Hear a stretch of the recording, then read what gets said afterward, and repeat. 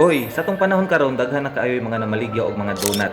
Isa diha sa pinakasikat sa tibuok kalibutan kanang gitawag nga Dunkin Donut. Kinsay nagtukod ani, kinsay founder aning gitawag nga Dunkin Donut ug anong daghan na kayon siya karon sa tibuok kalibutan. Kana ang sulod sa tong video karong adlaw. Pero before ta mag-start, ayaw kalimot sa pag-follow, pag-like ug pag-share aning video para daghan pa makahibaw ug makakat-on sa atong mga content nga gipang buhat. Atong June 10, 1916, na anak ang gitawag sa founder sa Dunkin Donut.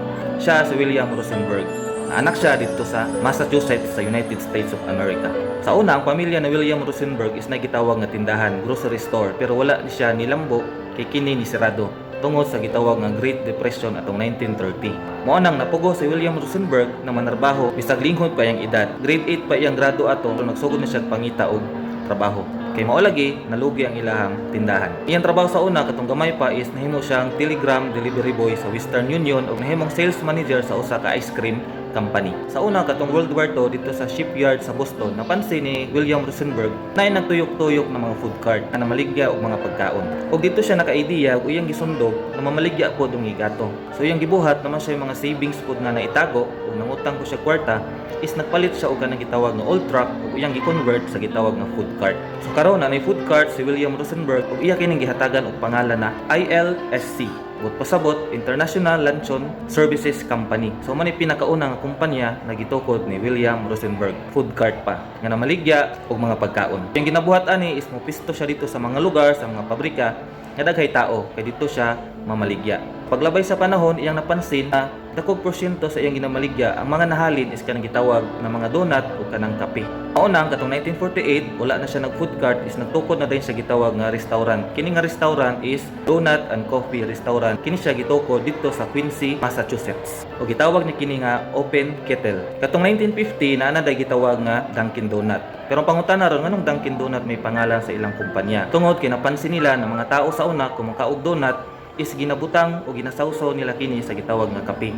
Ginadunk nila murag sa basketball bitaw nga ang bola idang sa ring. So ilang ginabuhat sa una, pagkaon nga donut is ginatuslo, ginadunk dito sa ilahang kape. That is why Dunkin Donut. Paglabay sa panahon ni asinso na kining gitawag nga Dunkin Donut. Ug katong 1955 na dungagan og 5 ka branch ang ilahang tindahan. Ug katong 1963 nahimo ni kini og 100 ka mga branch. Ug 1979 nahimo ni kini og 1,000. So nato nakita sa paglabay sa panahon nagkaana mo kadaghan ang tindahan sa Dunkin Donut. Ug ila pod gisulod kanang gitawag na franchising. Pangutana ron nganong naman sila gitawag na Munchkin. Tubag ni ana, isa una kung magbuhat sila donut, di ba ilang buslutan sa tunga. Din katong part sa donut nga gikuha dito sa tunga is ila kining gihimo og Munchkin. So instead na ilabay, ilang nakita masayang man, so ila na lang kining buhat po og other product na gitawag og Munchkins. Ug kining Dunkin Donut niabot po ni siya sa Philippines katong 1981. Ilang pinakaunang nga tindahan is sa Park Square, Makati ug na-expand sa tibuok Pilipinas. December 15, 1986, nagtukod sila og tindahan sa Dunkin Donut outside Metro Manila. Sa Visayas na ni siya dito sa Fuente Osmeña sa Cebu. Nisikat pa jud og maayo ang Dunkin Donut kay na sila gitawag nga tagline, gitawag kini na ang pasalubong ng bayan. So sa una ang pangalan sa Dunkin Donut is Dunkin Donut, pero ila kining giutro, nag-rebranding sila og nag-rename. So katong 2018 from Dunkin Donut ilang giutro to Dunkin. So karon ato makita silang mga tindahan is Dunkin na lang ang word atong makita.